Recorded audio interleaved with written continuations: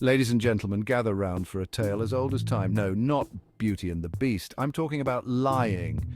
It's a practice so common you'd think humans were born with a built-in BS button. But why do we do it? Why do we insist on weaving these tangled webs of deceit, only to end up trapped in them like some sort of truth-allergic spider?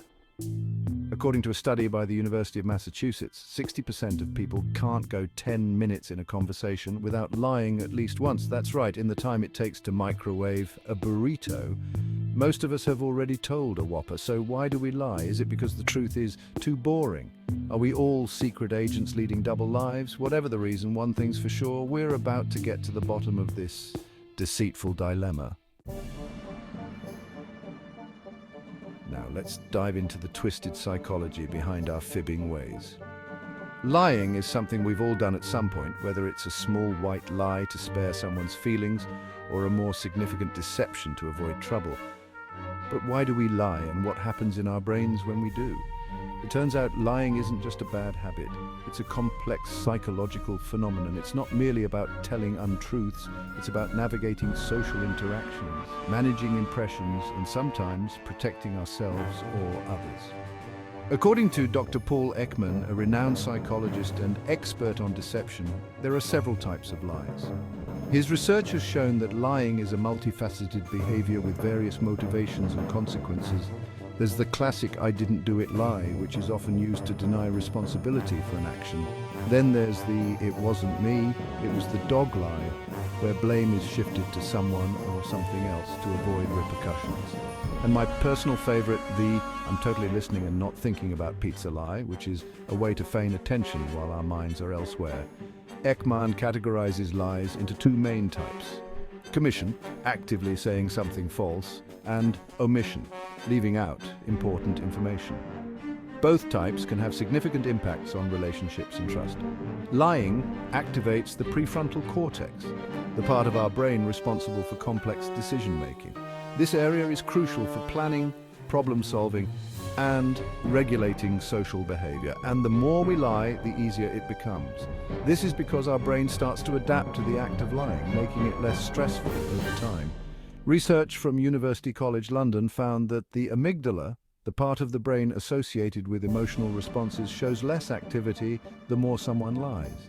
This means that our emotional response to lying diminishes with repetition. It's as if our brain is saying, "Hey, what's one more lie? We're already in too deep." This desensitization can lead to a slippery slope where lying becomes second nature. This desensitization to dishonesty might explain why some people seem to lie as easily as they breathe. Over time, lying can become a learned behavior, ingrained in our daily interactions and thought processes. Now that we've peeked into the brain's lying headquarters, let's explore the vast spectrum of untruths we humans love to dish out. From tiny white lies to massive pants-on-fire whoppers, we've got it all. Let's start with the humble white lie. These are the "no, honey, that haircut doesn't make you look like a 1980s rock star" kind of lies. They're small, supposedly harmless, and often told to spare someone's feelings. But here's the thing, that even these little lies can add up. Before you know it, you're living in a world where everyone thinks they're a fantastic singer, and your cooking is Michelin star worthy.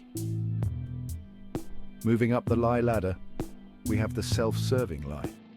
This is the "traffic was terrible" excuse when you're late because you couldn't stop watching cat videos.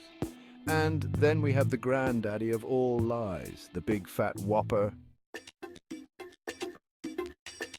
Now, let's talk about lies as a social lubricant. These are the small, often harmless untruths we tell to make our social interactions smoother and more pleasant. No, I'm not suggesting you start greasing up your friends with dishonesty. Instead, think of these lies as the little white lies that help us navigate the complexities of social etiquette. I'm talking about the lies we tell to keep the gears of social interaction running smoothly. These are the small fibs that help us avoid conflict, spare feelings, and maintain harmony in our relationships. Think about it. How many times have you said "fine, thanks" when someone asks how you're doing, even if you're feeling about as fine as a cat in a bathtub? It's a simple way to avoid burdening others with our problems. Or how about when you tell your coworker their idea is interesting when what you really mean is as appealing as a root canal? These little lies help us maintain professional relationships and avoid unnecessary tension. These little lies are the duct tape holding society together. They help us navigate the social landscape without causing friction or discomfort. But here's where it gets tricky. These social lies can sometimes backfire. While they are meant to smooth things over, they can sometimes lead to misunderstandings or even bigger issues down the line. For instance, constantly telling your friend that their terrible singing is not that bad might lead them to audition for American Idol, resulting in public humiliation and a lifelong vendetta against you. It's a classic case of good intentions gone awry. Moreover, these social lies can create a disconnect between our true selves and the image we project to the world. Over time, this can lead to feelings of inauthenticity and inner conflict. It's a delicate balance. Use too little social lubrication and you're seen as a jerk. Use too much and you might lose yourself in the process. The key is to find a middle ground where you can be kind and considerate without compromising your own integrity. So the next time you find yourself reaching for a little white lie, consider the impact it might have.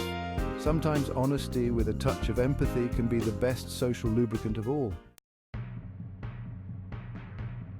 Section 5 out, self-preservation, lying to save face and other body parts. Now let's delve into one of the most common reasons people lie: self-preservation. It's a natural instinct, deeply embedded in our psyche, to protect ourselves from harm, embarrassment, or punishment. It's the fight or flight response of the dishonesty world. When faced with a threat, our minds quickly calculate the risks and benefits of telling the truth versus fabricating a story. Except instead of fighting or fleeing, you're spinning yarns faster than a caffeinated knitting circle. The stories we concoct can be elaborate, detailed, and sometimes even convincing. Think about it. How many times have you told a little fib to avoid getting in trouble? These small lies often seem harmless in the moment, but they can quickly snowball. "No, Mom, I definitely didn't eat the last cookie," you say, as crumbs tumble from your mouth like a delicious waterfall of guilt. It's a classic example of a self-preservation lie meant to avoid immediate consequences. Or perhaps you've stretched the truth on your resume, claiming to be proficient in Excel, when your actual skill level is more, can sometimes successfully open the program without crashing the computer.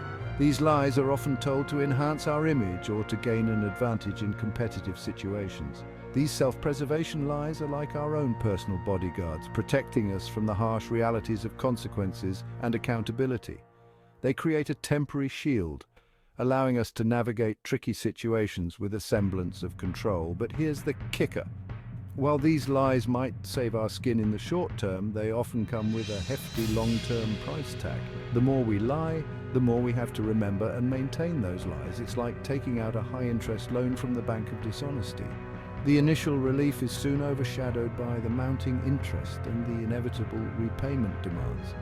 Before you know it, you're trapped in a web of deceit so complex you need a spreadsheet to keep track of who you told what. The mental and emotional toll can be overwhelming, leading to stress, anxiety, and even more lies to cover up the original ones. So while lying to save face might seem like a quick fix, it's important to consider the long-term consequences. Honesty, though sometimes difficult, often leads to a clearer conscience and healthier relationships. Embracing honesty can be challenging, but it's a path that ultimately leads to personal growth and integrity. Next time you're tempted to lie for self-preservation, remember the potential costs and choose the truth instead. Section 6, the honest truth benefits of coming clean. Now let's flip the script and talk about the benefits of honesty.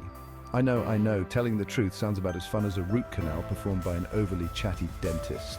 But hear me out, embracing honesty might just be the secret ingredient to a happier, healthier life. First off, telling the truth is incredibly liberating. It's like decluttering your mind. Getting rid of all those lies you have to remember is like Marie Kondoing your brain. Suddenly, you don't have to keep track of which story you told to whom. You can just be you in all your imperfect glory. Honesty also builds stronger relationships. Section 7, trust falls and relationship fails, how lies hurt us. Now, let's talk about the dark side of lying. No, not in a cool Darth Vader way, more like in a oops, I just destroyed all my relationships kind of way, because let's face it, lies are like termites in the foundation of trust. They might be small, but given enough time, they'll bring the whole house down. First off, lying erodes trust faster than a sandcastle at high tide. Once someone catches you in a lie, it's like you've broken an invisible contract. Suddenly, everything you say is suspect. Did you really like their casserole, or were you just being polite? Are you actually working late, or are you secretly training to become a ninja? The doubt creeps in like a fog, obscuring the clear view you once had of each other. Section 8, liar, liar, pants on fire, the physical toll of dishonesty. Now, you might think that lying only affects your relationships and your conscience, but surprise, your body's getting in on the action too. Turns out, dishonesty is like a really bad workout routine for your health. Except instead of sculpting abs of steel, you're cultivating ulcers of regret. Let's start with stress. Every time you tell a lie, your body goes into fight or flight mode. Your heart rate increases, your palms get sweaty, and your body produces more cortisol, the stress hormone. Over time, this constant state of stress can lead to a whole host of health problems. It's like you're running a marathon, but instead of a finish line, there's just more lives. Section 9, breaking the habit strategies for embracing honesty. All right, so we've established that lying is about as good for you as a diet consisting entirely of deep-fried butter. But how do we break the habit? How do we go from fibbing phonies to truthful treasures? First things first. Start small. Begin by catching yourself in those little white lies. Then when someone asks how you're doing, resist the urge to automatically say fine if you're not. Try I've had better days or I'm hanging in there. Baby steps, people.